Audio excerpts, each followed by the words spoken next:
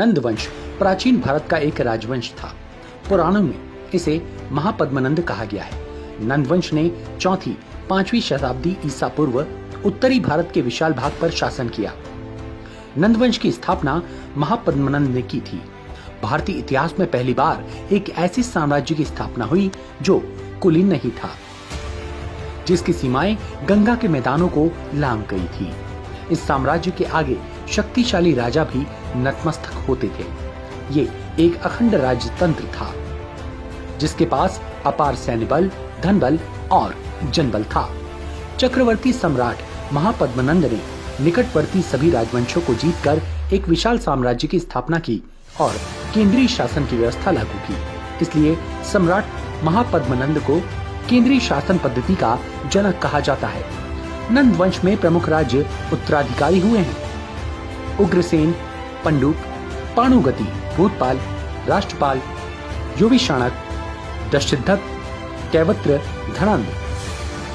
सम्राट घनानंद महापद्मनंद की प्रथम पत्नी महानंदिनी से उत्पन्न अंतिम पुत्र था। घनानंद जब युवराज था तब अनेकों शक्तिशाली राज्यों को मगध साम्राज्य के अधीन करा दिया गया। नंदराज महापद्मनंद की मृत्यु के बाद 326 ईस्वी पूर्व में मगध का सम्राट बना।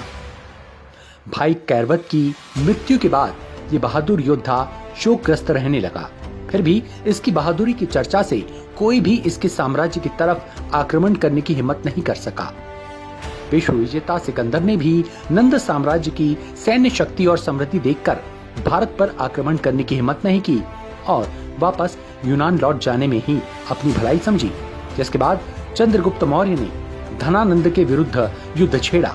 युद्ध के दौरान घनानंद की मृत्यु हुई और मगध की सत्ता चंद्रगुप्त को प्राप्त हुई।